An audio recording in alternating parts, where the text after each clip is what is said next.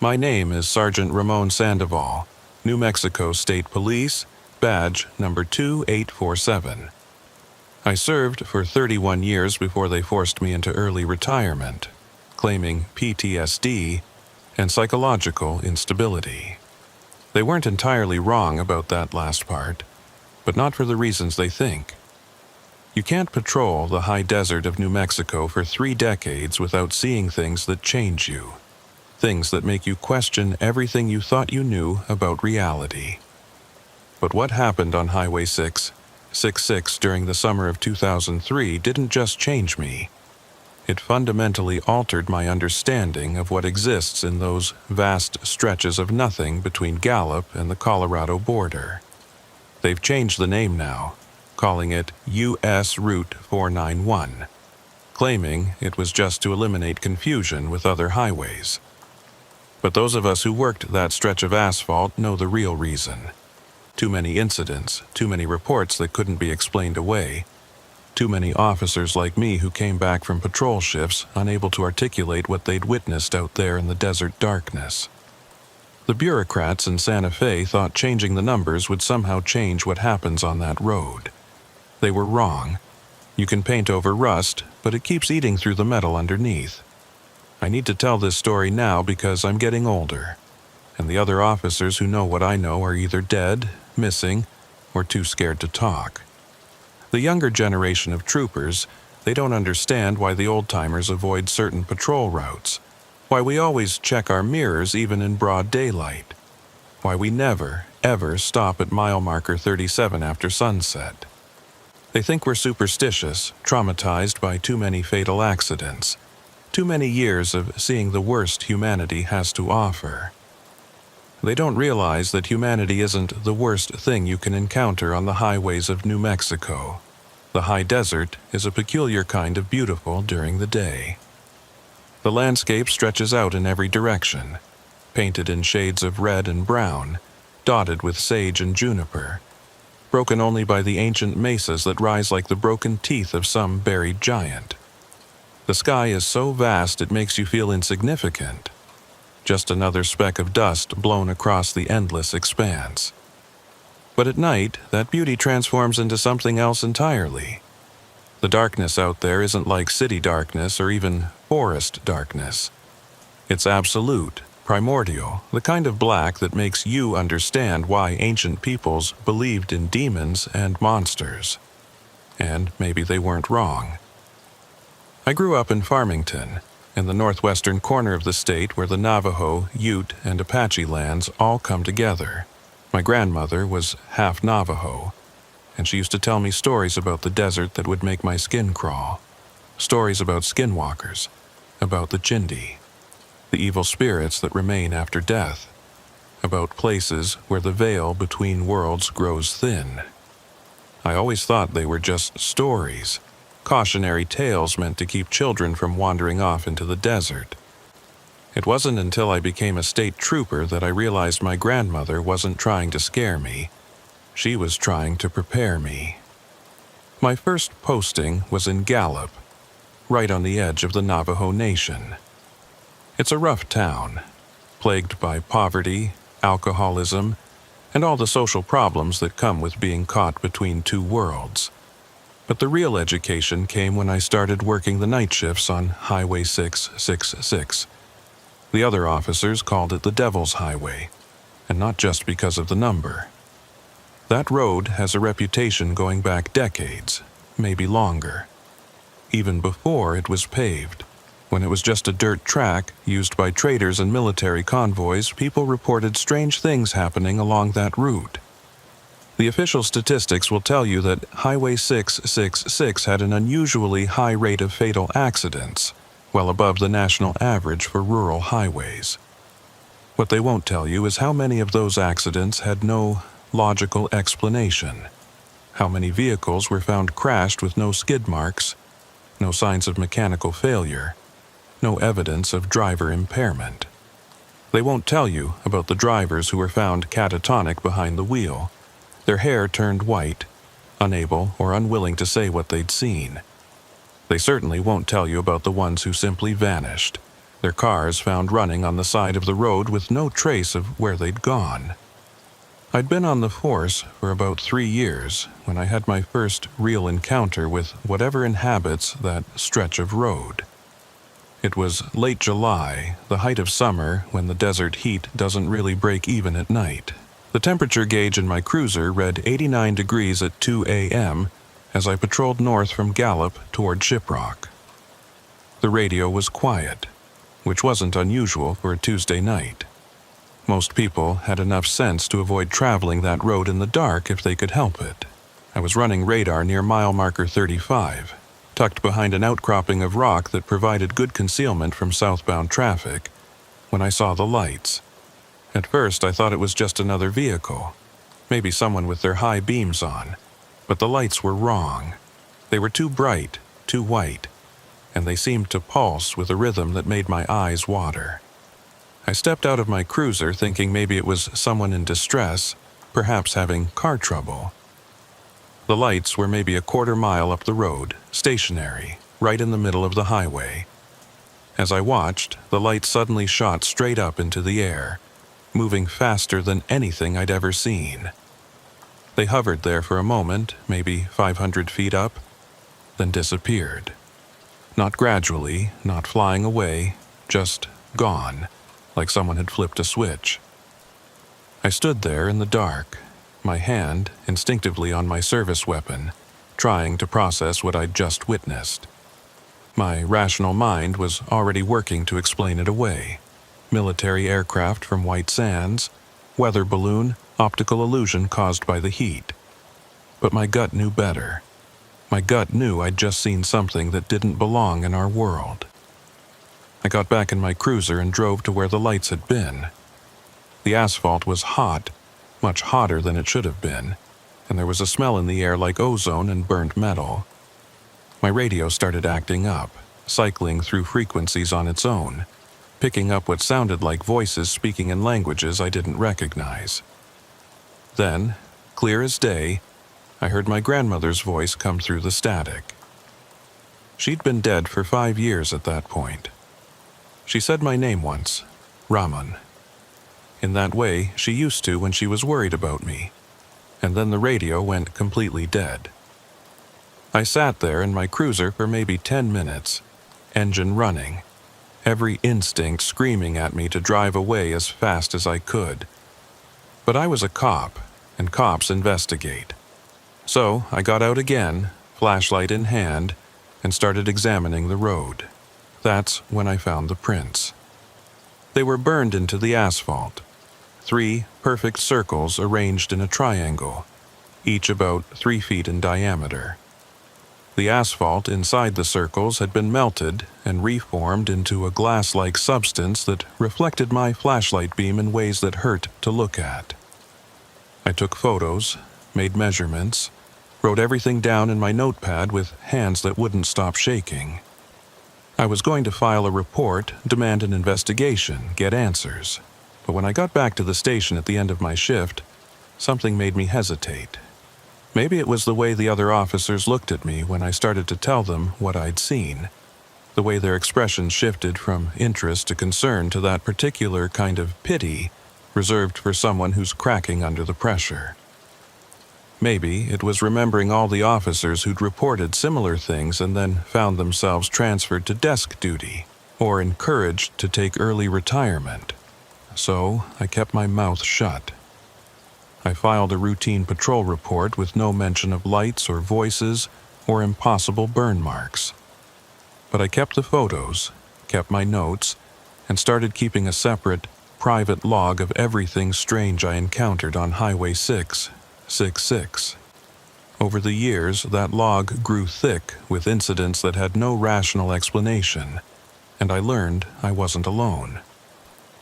There was an informal network of officers, past and present, who'd seen things on that road. We didn't talk about it openly, but we knew how to recognize each other. A certain look in the eyes, a particular hesitation when discussing patrol routes. The way we all unconsciously checked our mirrors more often than necessary. The summer of 2003 was when everything came to a head. There had been a drought that year. the worst in decades. The desert was even more barren than usual. The few water sources dried up. The vegetation withered and brown. The heat was oppressive, regularly hitting 115 degrees during the day, barely dropping below 90 at night. It was the kind of heat that made people do crazy things, that brought out the worst in everyone. The number of domestic violence calls spiked, bar fights increased, and there were more fatal accidents on the highways than we'd seen in years. But there was something else happening that summer. Something the media never reported and the department kept strictly classified. People were disappearing along Highway 666 at an unprecedented rate. Not just one or two, which might be explained by the harsh conditions or people getting lost in the desert. We're talking about 17 confirmed disappearances in a 3-month period, all along a 20-mile stretch of highway between mile markers 30 and 50. 17 people who simply vanished without a trace, leaving behind vehicles with no signs of struggle, no indication of where they might have gone. The department brought in search teams, helicopters, even cadaver dogs. They found nothing. No bodies, no clothing, no signs of violence. It was as if these people had simply ceased to exist. The FBI got involved, thinking it might be a serial killer or human trafficking ring. They set up surveillance, increased patrols, even used undercover officers as bait. But the disappearances continued, and no pattern emerged that made any conventional sense. I was working the night shift on August 15th when I got the call that would change everything. Dispatch reported an abandoned vehicle near mile marker 37, hazard lights on, driver's door open. It was the exact scenario that had preceded several of the disappearances. I was the closest unit about 5 miles south, so I responded immediately. As I drove north, I noticed something strange. My odometer was running backward. Not malfunctioning, not stuck, but actively counting down the miles as if I was driving in reverse while moving forward. The radio started picking up that same strange interference I'd experienced years before. Voices in unknown languages mixed with bursts of static that almost sounded like screaming. My thermometer showed the outside temperature dropping rapidly, from 91 degrees to 72 to 58 in the span of 30 seconds. By the time I reached mile marker 37, my breath was fogging in the air, and frost was forming on my windshield. In August, in the New Mexico desert. The abandoned vehicle was a white Toyota Camry, still running, driver's door open just as reported. But something was wrong with the scene. The car looked new, showroom new, but it was a model from the early 1990s. The license plate was current, registered to a Maria Santos from Albuquerque, but when I ran the numbers, the system showed no such registration existed. The interior of the car was immaculate, except for one thing. The driver's seat was covered in what looked like sand, but sand that sparkled with colors that shouldn't exist, that seemed to move and shift when I wasn't looking directly at it. I called for backup, but my radio wouldn't work.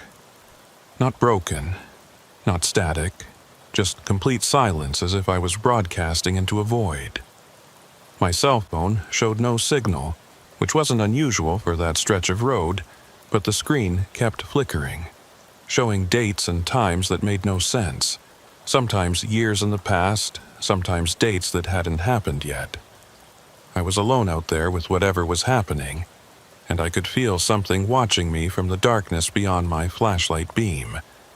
Standing there beside that impossible car, I made a decision that probably saved my life but cost me everything else. Instead of investigating further, instead of walking into the desert to look for Maria Santos, I got back in my cruiser and drove away. Not back to the station, not to file a report, but home. I called in sick for the first time in 15 years and spent the next 3 days trying to convince myself that what I'd seen had been heat stroke, exhaustion, maybe even a minor stroke. But the sand I'd inadvertently gotten on my uniform told a different story. Under a magnifying glass, each grain looked like a tiny sphere of glass containing swirling galaxies of color. When I tried to show it to my wife, she couldn't see the colors, just regular sand. That's when I knew something had marked me, changed me in some fundamental way. When I returned to duty, I learned that Maria Santos had been found. She was walking along Interstate 40, nearly 50 miles from where her car had been abandoned, with no memory of how she'd gotten there. The strange thing was, according to her family, she'd been missing for 3 weeks, not the single night that had passed since I'd found her car. She couldn't account for the lost time, could only remember a bright light and voices speaking in what she described as the language of stars. The psychiatrists wrote it off as trauma-induced dissociation. Those of us who knew better recognized the signs of someone who'd been taken and returned. Over the following weeks, I started noticing patterns in the disappearances that the FBI and state investigators had missed, probably because they were looking for conventional explanations. The disappearances weren't random. Each victim had been at a specific location at a specific time, locations that formed a perfect geometric pattern when plotted on a map. The times corresponded to certain astronomical events: meteor showers, planetary alignments, solar flares. It was as if someone or something was using Highway 666 as a collection route, harvesting people according to some cosmic schedule we couldn't comprehend. I started driving the highway during those critical times, not to prevent the disappearances. I knew I couldn't do that, but to observe, to try to understand. What I saw during those vigils challenged everything I thought I knew about reality. Lights in the sky that moved in impossible patterns, creating geometric shapes that hurt to perceive with human eyes. Sections of the road that would suddenly exist in multiple time periods simultaneously. I once saw a Spanish conquistadors' expedition crossing the highway, their horses passing through modern cars like ghosts. Another time, I watched a convoy of military vehicles from what seemed to be the future. Their design unlike anything in current use, accompanied by things that might have been soldiers but moved with too many joints in their limbs. The Navajo officers on the force, the ones who still remembered the old stories, they understood what was happening better than the rest of us. Officer Ben Yazzie, who'd grown up on the reservation, told me about the ancient warnings about places where our world touched others, where the boundaries were thin. He said Highway 666 had been built along one of these boundaries, what his grandfather called a star road, a path used by beings that existed between dimensions. The highway department had unknowingly paved over something that should have been left alone, creating a permanent breach that things could pass through. The more I investigated, the more I realized this wasn't a new phenomenon. I found newspaper accounts going back to the 1940s, reports from traders and travelers about strange lights and missing time along what would become Highway 666. There were Native American petroglyphs in the area that depicted beings descending from the stars, taking people up into geometric shapes that looked remarkably like the patterns I'd been mapping. The military knew something too. White Sands missile range wasn't that far away, and there were rumors of experiments, of attempts to understand and possibly control whatever was happening on the highway. In September of 2003, I made a mistake that would end my career. I decided to follow one of the lights. It was a clear night, no moon, the stars so bright you could read by them. I was parked at mile marker 42, watching the horizon, when I saw it. A sphere of blue-white light moving slowly along the highway about 30 feet above the ground. Instead of observing from a distance like I usually did, I put my cruiser in drive and followed it. The light maintained a steady speed of about 45 miles per hour, and I stayed about 100 yards behind it, close enough to observe, but hopefully far enough to avoid whatever consequences might come from getting too close. As I followed, my instruments started going haywire again. The speedometer jumped between 0 and 120 miles per hour randomly, though I maintained a steady speed. The radio cycled through stations that didn't exist, playing music I'd never heard before. Sometimes what sounded like news broadcasts describing events that hadn't happened yet. My fuel gauge dropped to empty, then showed full, then began displaying symbols instead of numbers. But I kept following, drawn by a mixture of professional duty and personal obsession. After about 10 miles, the light suddenly stopped and descended to hover just above the road surface. I stopped too, keeping my distance. Through my windshield, I could see the asphalt beneath the light beginning to shimmer and ripple like water. Then, emerging from that liquid road as if rising from a pool, came a figure. Human in shape, but wrong in every detail. Too tall, limbs too long, moving with a fluidity that suggested its bones weren't arranged like ours. It stood there in my headlights for a moment, and even from 100 yards away, I could feel it looking at me, evaluating me with an intelligence that was vast and utterly alien. Then it spoke, not with sound, but directly into my mind, in a voice that felt like mathematics being translated into emotion. It told me things I can barely comprehend, let alone describe. That Highway 666 was indeed a boundary, but not between worlds, between states of existence. That what we call reality is just one frequency in an infinite spectrum, and that there are beings that can move between these frequencies like we change radio stations. That the disappearances weren't abductions, but migrations. People who had been selected to exist on a different frequency to become something more than human. It showed me visions of where the missing people had gone, and I wish to God it hadn't. They weren't dead, but they weren't alive in any sense we understand. They existed in a place where time moved sideways, where consciousness could occupy multiple bodies simultaneously, where the laws of physics were more like suggestions. Some of them had adapted, evolved, become things that bore no resemblance to the humans they'd once been. Others were trapped in endless loops of transformation, their minds shattered by trying to perceive reality from angles the human brain wasn't designed to process. The being offered me a choice. I could join them, step through the liquid road, and leave behind all the limitations of human existence. Or I could remain, but with the knowledge of what I'd seen burned into my consciousness, forever changed by the truth of what lurks just beyond our perception. I chose to remain, though sometimes late at night when I can feel the weight of that knowledge pressing down on me, I wonder if I made the right decision. When the being finally retreated back into the road, and the light ascended back into the sky, I found myself parked at mile marker 37, 5 miles from where the encounter had started.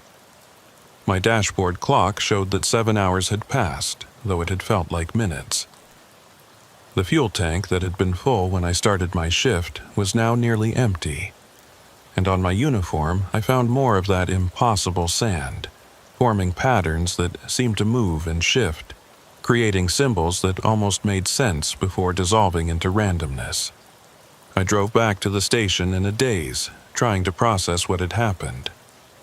When I walked in, the other officers looked at me strangely. Sergeant Martinez asked if I was feeling okay, said I looked pale, older somehow. When I looked in the mirror in the station bathroom, I understood what he meant. My hair, which had been solid black when I'd started my shift, now had streaks of white running through it. The lines around my eyes had deepened, and there was something different about the eyes themselves, a depth that hadn't been there before, as if they were seeing more than just the visible spectrum. I tried to continue my duties, but it became increasingly difficult.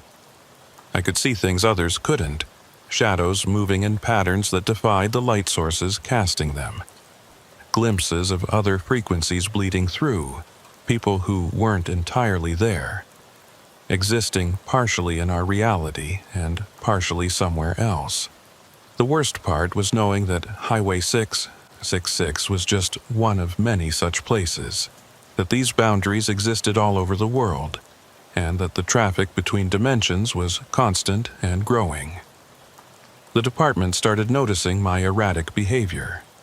I would refuse to patrol certain sections of highway at certain times, knowing what was scheduled to happen there. I filed reports about incidents that no one else could verify. I tried to warn people about the patterns I'd discovered, the correlation between the disappearances and cosmic events, but I was dismissed as paranoid, suffering from stress-induced delusions. The final straw came when I tried to prevent what I knew would be a mass disappearance event. October 2003 brought with it a series of astronomical events that, to most people, were nothing more than interesting news items. A solar maximum was approaching. Mars was closer to Earth than it had been in 60,000 years, and the Leonid meteor shower was predicted to be particularly spectacular. But to me, these weren't separate incidents. They were components of something larger, pieces of a cosmic mechanism clicking into place. The patterns I'd been tracking for months were accelerating, converging on a specific date. October 31st. Halloween night. The irony wasn't lost on me. I tried to warn my superiors.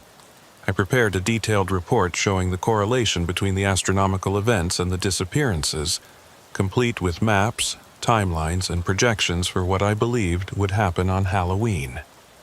Captain Rodriguez looked at my report for exactly 30 seconds before setting it aside and suggesting I take some vacation time. When I insisted, when I told him that based on the patterns, we could expect at least 20 disappearances in a single night, he made the suggestion mandatory. I was placed on administrative leave pending psychological evaluation. But I couldn't just sit at home knowing what was coming. My wife, Rosa, had already moved back to her mother's house in Las Cruces, unable to deal with what I'd become. The midnight ravings, the obsessive note-taking, the way I would stare at empty spaces seeing things that weren't there, or weren't supposed to be there. She still loved me, she said, but she couldn't watch me disappear into madness. I couldn't blame her. From her perspective, that's exactly what was happening. On the night of October 30th, I loaded my personal vehicle with everything I thought I might need. Cameras, both digital and film, recording equipment, flares, emergency supplies, and my grandfather's rifle, though I knew conventional weapons would be useless against what was coming.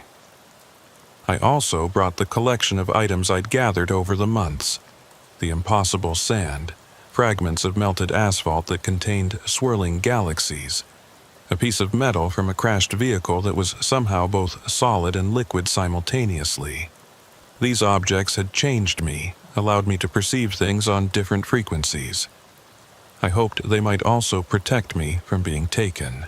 I drove to Highway 666 as the sun set, painting the desert in shades of blood and shadow. The road was busier than usual, people traveling for Halloween parties, families heading to Albuquerque or Denver for the holiday weekend. They had no idea what they were driving through, what was preparing to manifest around them. I positioned myself at mile marker 37, the epicenter of the pattern I'd identified, and waited. As midnight approached, the temperature began to drop, just as it had that night in August. But this was more extreme. My thermometer showed 35 degrees Fahrenheit, impossible for October in the desert. My breath came out in thick clouds, and frost spread across my windshield in fractal patterns that seemed deliberately designed rather than random. Then the lights began. Not just one or two, but dozens of them descending from the sky like falling stars that stopped their descent just above the highway. They stretched for miles in both directions, pulsing in synchronization, creating a rhythm that I could feel in my bones. The very air seemed to vibrate, reality itself trembling like a struck bell. Cars on the highway began to slow, some pulling over, others simply stopping in the middle of the road as their drivers stared up at the impossible display. I got out of my truck, camera in hand, and started documenting everything. Through my viewfinder, I could see more than just the lights. I could see the geometric patterns they were creating in the air. Complex mathematical structures that hurt to perceive, but were beautiful in their alien perfection. I could see the boundaries between dimensions becoming visible, like cracks in glass spreading across the sky. And I could see them, the beings that existed between frequencies, moving through our reality like we were the ghosts, not them. The first disappearance happened at 12:17 a.m. A family in a minivan simply ceased to exist between one moment and the next. Their vehicle remained, still running, but they were gone. Not taken, not transported, but shifted to a different frequency of existence. I could still see them, or what they were becoming, existing in the spaces between seconds, transforming into something that human language has no words to describe. More vehicles began to empty, their occupants transitioning to whatever lay beyond our narrow slice of reality. But something went wrong with the process. One of the lights flickered, its pulsing falling out of sync with the others.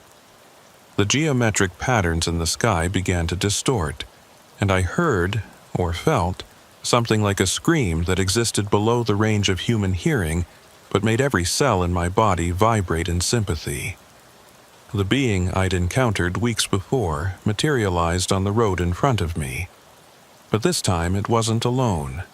There were dozens of them, all manifesting simultaneously, and they were agitated, moving with an urgency I hadn't seen before. The lead being approached me, and once again, I felt its consciousness brush against mine. But this time, instead of offering choices or showing visions, it was seeking help. The images it projected into my mind were fragmented and chaotic, but I understood the essence. The boundary between dimensions wasn't just opening, it was rupturing. Something had gone wrong with their careful manipulation of the crossing points. Instead of a controlled migration, they were facing a catastrophic merge of realities that could destroy both our dimension and theirs. The being showed me what needed to be done. The pattern had to be completed, but it required something from our side, an anchor point in our reality to stabilize the boundary. It needed someone who had been exposed to both frequencies, someone who could exist partially in both dimensions without losing cohesion. It needed me.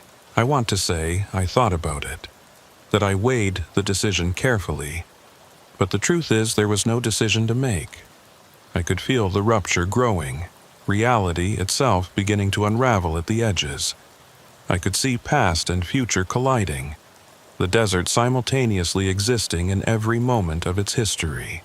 Spanish conquistadors marched through modern RVs. Native Americans on horseback rode alongside semi-trucks, and things that might have been humans from some distant future flickered in and out of existence. If the rupture wasn't stabilized, both dimensions would collapse into something that neither could survive. I walked to the center of the pattern, to the spot where all the lights converged directly above mile marker 37. The beings surrounded me, their forms becoming more solid as I approached the convergence point. I could feel myself beginning to shift, my consciousness expanding beyond the boundaries of my physical form. I existed in multiple moments simultaneously. I was 5 years old, listening to my grandmother's stories about the desert spirits. I was 23, taking my oath as a state trooper. I was 54, standing in the middle of Highway 666 as reality came apart at the seams.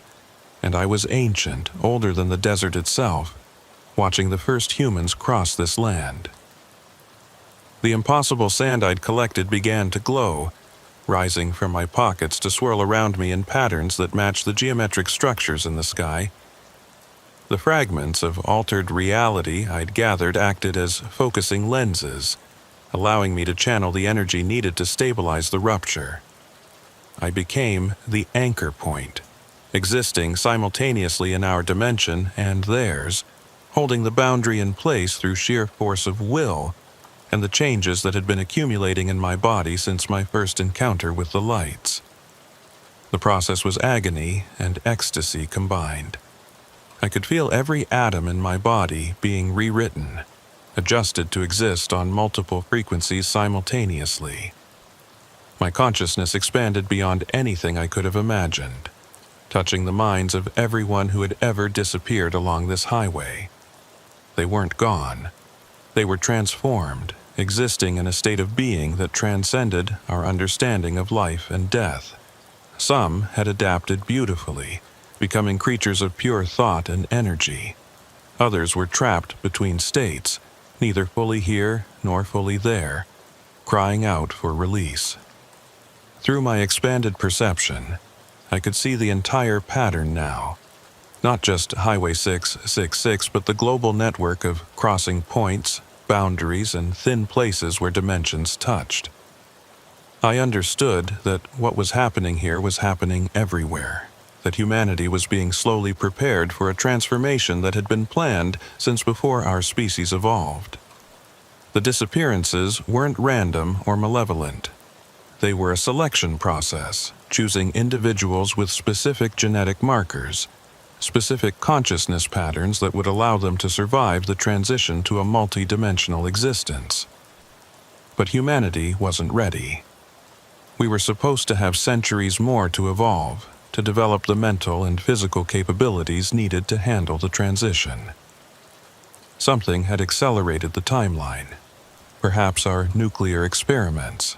Perhaps our ventures into space. Perhaps simply the exponential growth of our technology. The beings from the other frequency were trying to manage a process that was spiraling out of control, and Highway 666 had become ground zero for their attempts to slow things down.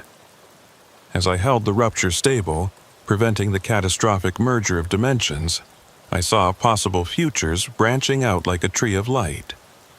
In some, humanity successfully made the transition, becoming something wonderful and terrible, spreading across multiple dimensions like gods. In others, we failed to adapt, our reality collapsing into quantum foam, erasing not just our present but our entire history. The path we would take depended on choices being made right now, in this moment, on this highway.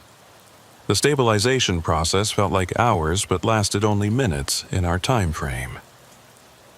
When it was complete, the lights began to withdraw, ascending back into the sky one by one. The geometric patterns dissolved, the cracks in reality sealed themselves, and the normal October warmth returned to the desert. The beings faded from view, but I could still feel them, existing just outside our normal perception, watching, waiting, preparing for the next convergence. When the last light disappeared, I found myself standing alone on Highway 666 surrounded by empty vehicles. 23 cars, trucks, and RVs sat abandoned on the road. Their occupants successfully transitioned to the other frequency. But something had changed in the process. The transition was cleaner, more controlled. The people who had been taken weren't trapped between states. They had made it fully across, their consciousness intact, their transformation complete. I had helped save them, even as I had helped save our reality from rupture. The official report stated that a chemical spill from an overturned tanker truck had caused mass hallucinations along Highway 666 on Halloween night, resulting in multiple drivers abandoning their vehicles in panic. The missing persons were explained as people who had wandered into the desert while disoriented and died of exposure, their bodies consumed by scavengers or lost in the vast emptiness. It was a neat, tidy explanation that everyone could accept, that let everyone sleep at night. The families of the disappeared were given death certificates, insurance payouts, and encouraged to move on with their lives. But I knew the truth. I could still feel them. The ones who had transitioned, existing in their new state just beyond our perception. Sometimes, in the moments between waking and sleeping, I could almost hear them. their consciousness brushing against mine like whispers in a language made of pure mathematics and emotion. When the sun rose on November 1st, 2003, I was found by State Trooper Jennifer Martinez standing in the middle of Highway 666 surrounded by 23 abandoned vehicles, my hair completely white despite being only 54 years old. I remember the look on her face when she saw me, a mixture of recognition and horror, as if she was looking at someone she knew, but who had been fundamentally altered. Her hand went to her weapon instinctively, not because she thought I was dangerous, but because some primitive part of her brain recognized that I had become something other than entirely human. The dashboard camera from my personal vehicle, which I had carefully positioned to record everything, showed only static for the crucial hours between midnight and dawn. The digital photos I'd taken revealed nothing but blurred lights and distorted landscapes that could have been anything or nothing. The film cameras had fared even worse. The film was completely exposed, as if it had been bombarded with radiation. The only evidence of what had really occurred was in my own transformed body and consciousness, and that evidence made me appear insane to anyone who hadn't experienced what I had. They took me to the University of New Mexico Hospital in Albuquerque for evaluation. For 3 days, I underwent every test they could think of: MRIs, CT scans, blood work, psychological evaluations. The physical tests showed anomalies they couldn't explain. My brain activity was off the charts, showing patterns usually only seen in advanced meditation states or near-death experiences. My blood contained trace elements that shouldn't exist naturally on Earth, isotopes that suggested exposure to cosmic radiation of a type never before recorded. My DNA showed subtle mutations, nothing dramatic, but enough to suggest I had been exposed to something that had rewritten portions of my genetic code. The psychological evaluation was where things really fell apart. Dr. Patricia Vaughn, the psychiatrist assigned to my case, was thorough and not unkind. She listened patiently as I tried to explain what had happened, though I could see in her eyes the growing conviction that I had suffered a complete psychotic break. When I told her about the beings from other dimensions, about the rupture in reality, about serving as an anchor point between worlds, she made notes about elaborate delusion systems and dissociative episodes with paranoid features. The worst part was when they brought in Rosa, my wife of 23 years. She sat across from me in that sterile hospital room, tears streaming down her face, begging me to accept help, to take the medication, to admit that what I had experienced was a hallucination brought on by stress. I wanted so badly to comfort her, to tell her what she needed to hear, but I couldn't lie, not about this. When I looked at her, I could see her existing on multiple dimensional frequencies simultaneously. The Rosa who was my wife in this reality, the Rosa who had died in a car accident in another timeline, the Rosa who had never married me in yet another. All these versions of her overlapped in my perception, making it difficult to focus on just the one sitting in front of me. Captain Rodriguez came to visit on the 4th day. He was a good man, had always been fair with me, and I could see he was struggling with what to do. He sat down heavily in the visitor's chair, his uniform immaculate as always, but his face showing the strain of the past few days. The department was under pressure to provide answers about what had happened on Highway 666. 23 people were missing, their families demanding explanations. The media was starting to pick up the story, and there were already conspiracy theorists claiming everything from alien abduction to government experiments. "Raman," he said, using my first name for perhaps the 3rd time in our entire professional relationship, "I need you to help me understand what happened out there. The official investigation is leaning toward some kind of mass hysteria event, possibly triggered by an unknown chemical agent. But you were there. You were at the center of it. What really happened? I could have lied. I could have agreed with the chemical spill theory, taken early retirement on medical grounds, and lived out my days quietly. But something in me refused to deny what I had experienced, what I had become. So I told him the truth, all of it, knowing how it would sound. I told him about the patterns I'd been tracking for months, about the beings from other dimensions, about the convergence and the rupture and my role in preventing a catastrophic merger of realities. I showed him the impossible sand that still clung to my uniform, the sand that contained swirling galaxies visible only to those whose perception had been altered. Rodriguez listened without interrupting, his expression growing more concerned with each detail. When I finished, he was quiet for a long moment, then pulled out a document from his briefcase. It was a medical retirement package, already prepared, requiring only my signature. The terms were generous: full pension, comprehensive medical coverage, even a disability supplement for injuries sustained in the line of duty. All I had to do was sign and agree to ongoing psychiatric treatment. "Take the deal, Ramon," he said quietly.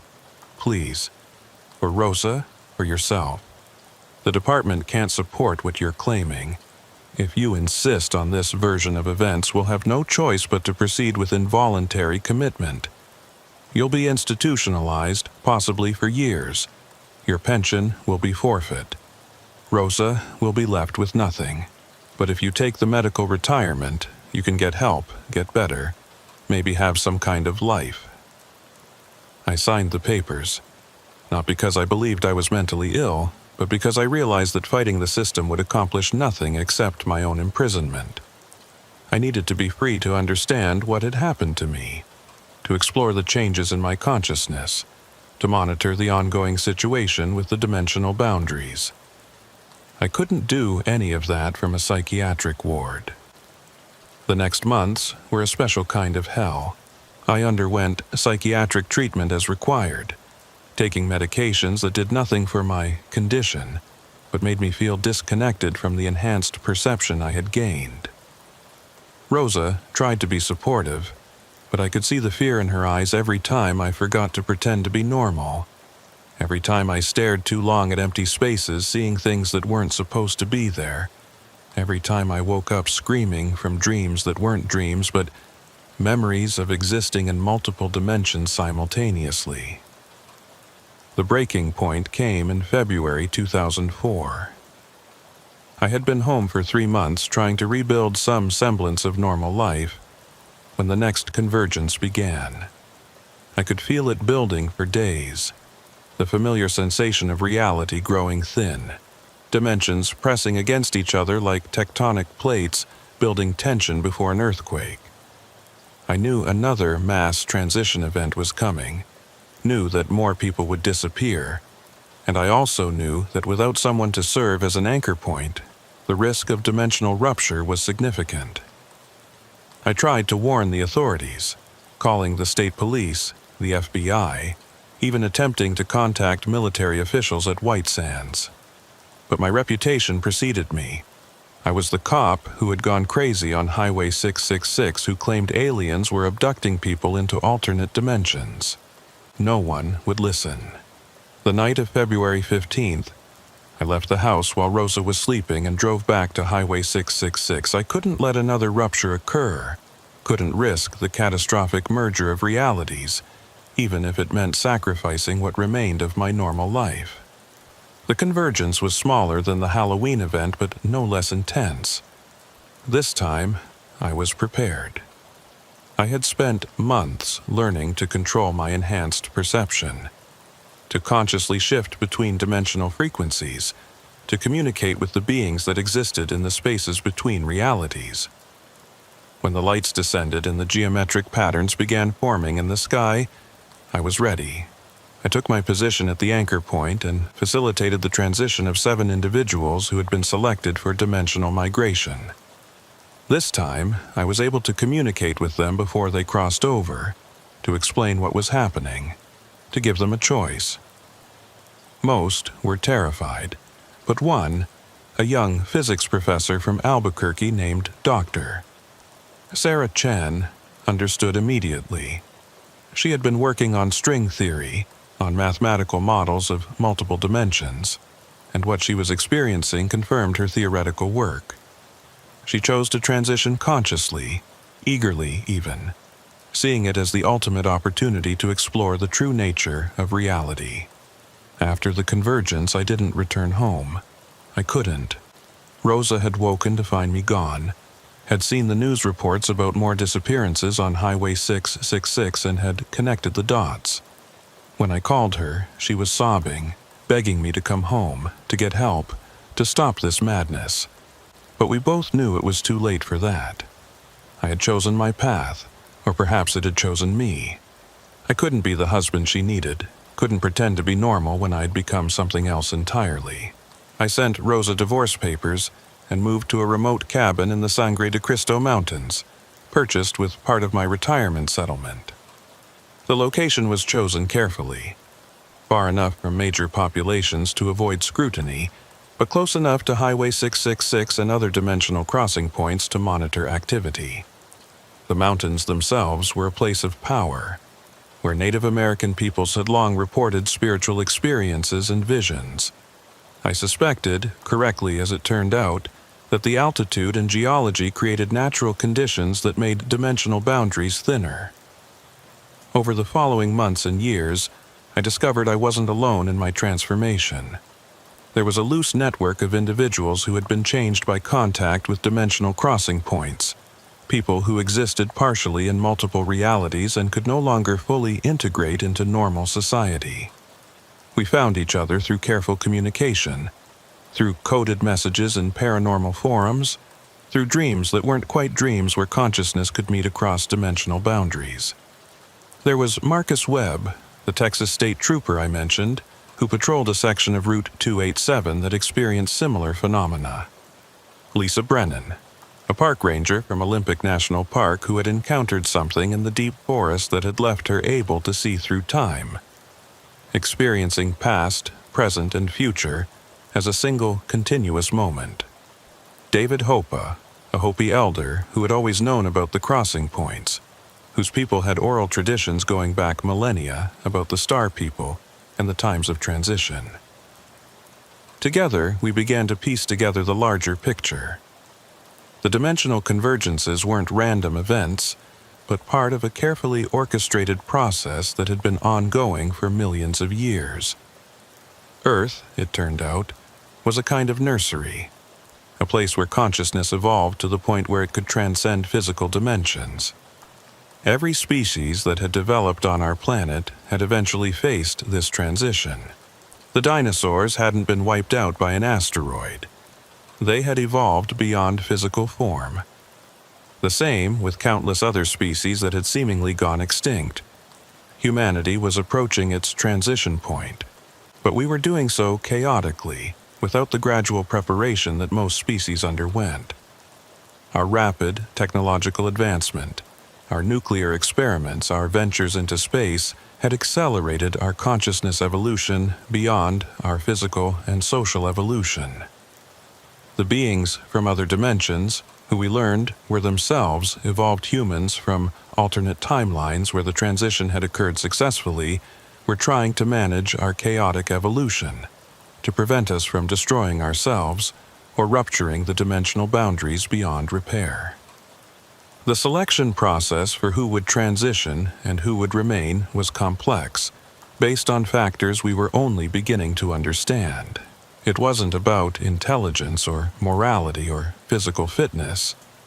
It was about consciousness flexibility, the ability to exist in multiple states simultaneously without losing coherence. Some people were born with this ability.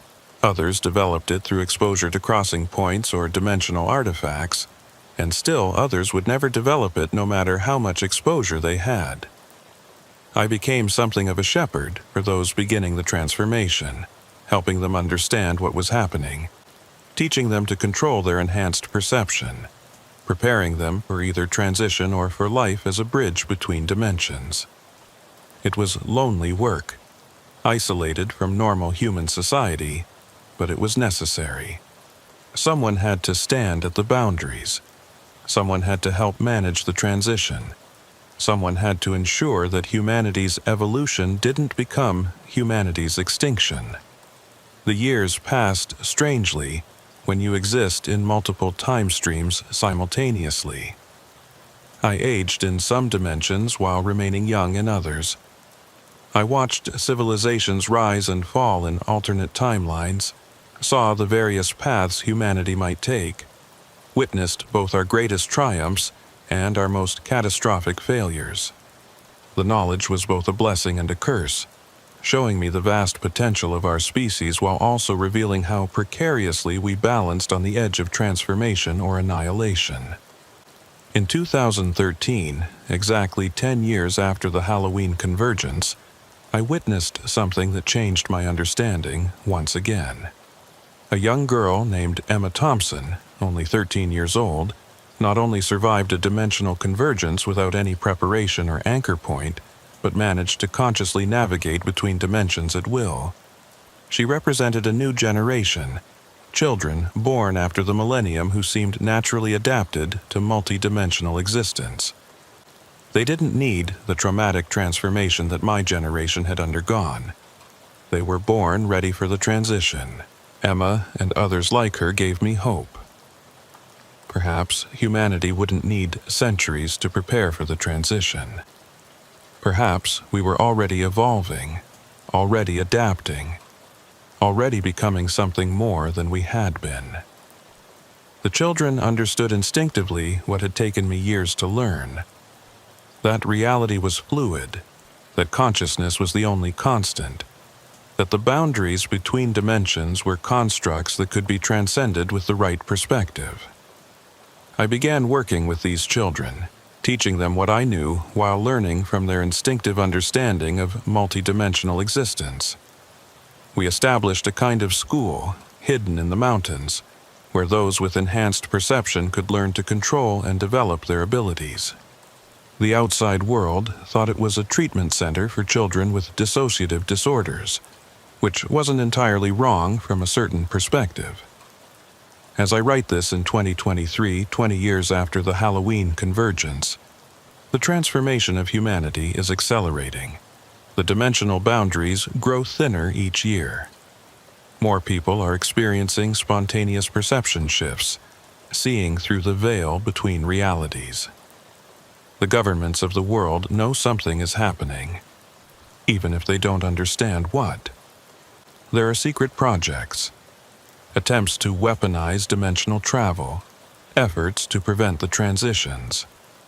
They will all fail because they're trying to control something that can't be controlled, trying to prevent an evolution that's as inevitable as the sunrise. Highway 666 no longer exists on maps, renamed in a futile attempt to change its nature. But the crossing point remains active, one of dozens around the world that serve as gateways between dimensions. I still monitor it, still serve as an anchor point when needed, still help facilitate the transitions of those ready to evolve beyond singular dimensional existence. It's my purpose now, my duty, my privilege to stand at the threshold between worlds and help humanity through its greatest transformation. To those reading this who have experienced missing time, who have seen lights that shouldn't exist, who have felt reality shift around them, you're not crazy. You're evolving. The strange experiences, the perception shifts, the sense that reality isn't quite solid anymore, these are all symptoms of your consciousness expanding beyond three-dimensional limitations. Don't fight it. Don't let them medicate it away. Embrace it, learn to control it, and prepare for the choice that will eventually come to all of humanity. Remain in singular dimensional existence with all its limitations, or evolve into something magnificent and terrifying, something that exists across multiple realities simultaneously. The transformation isn't optional. It's happening whether we're ready or not. The only choice is how we approach it, with fear and resistance, or with understanding and acceptance. I made my choice 20 years ago on a dark highway in the New Mexico desert, when I stood between dimensions and held reality together through sheer will, and transformed consciousness. Every day since, I've lived with the consequences of that choice. The isolation, the knowledge that can't be shared with those who haven't experienced it. The constant awareness of existing in multiple realities simultaneously. But I've also lived with wonders beyond imagination. I've seen the birth and death of stars from perspectives outside of time. I've communicated with evolved consciousness that makes our greatest philosophers seem like children. I've witnessed the infinite possibilities of existence, the countless ways consciousness can manifest and experience itself. I've become something more than human while still retaining my humanity, and in that paradox, I've found a purpose greater than anything I could have imagined as a simple state trooper patrolling the highways of New Mexico. This is my testimony, my warning, and my invitation. The dimensional boundaries are breaking down. The evolution of human consciousness is accelerating. The selection process continues, and more people disappear into other dimensions every day. Some go willingly, understanding what they're choosing. Others are pulled through by forces they don't understand. Still others resist and remain, but changed, transformed into bridges between worlds. Highway 666 was just the beginning, my personal entry point into a larger reality. There are crossing points everywhere now. Places where dimensions bleed through, where the impossible becomes possible, where human consciousness can transcend its physical limitations. You might encounter one on a remote highway, in a deep forest, in the desert under a star-filled sky, or even in the heart of a city where reality has worn thin from millions of consciousness passing through the same space. When you do encounter a crossing point, and if you're reading this, feeling a resonance with these words, you will remember that you have a choice. You can turn away, stay in the comfortable illusion of singular reality, live out your life in 3 dimensions. Or you can step forward into the unknown, embrace the transformation, and become part of humanity's next evolutionary leap. The choice is yours, but choose consciously, because once you step through, once you allow your consciousness to expand beyond dimensional boundaries, there's no going back to the simple, limited existence you once knew. My name is Sergeant Ramon Sandoval, and I stand watch at the boundaries between worlds. I am the anchor point, the bridge, the guide for those ready to evolve beyond singular dimensional existence. The highway that brought me to this destiny may have been renamed, but its true nature remains unchanged. It's still a crossing point, still a place where realities converge, still a gateway to transformation for those brave enough to take the journey. The lights are descending again tonight. I can feel the convergence building, reality growing thin, dimensions pressing against each other. Soon, more people will face the choice. We'll have to decide whether to evolve or remain. I'll be there, as I always am now, standing at the threshold, helping them understand what's happening, facilitating their transformation if they choose it, stabilizing reality if they don't. This is my purpose now, my burden and my gift. To serve as humanity's guardian at the dimensional boundaries, to help our species through its greatest transformation, to ensure that when we finally evolve beyond our current form, we do so with consciousness intact, with choice preserved, with the essence of what makes us human carried forward into whatever we become. The highway is calling, the lights are descending, reality is shifting. The transformation continues, and I stand watch, now and always, at the crossing points between worlds.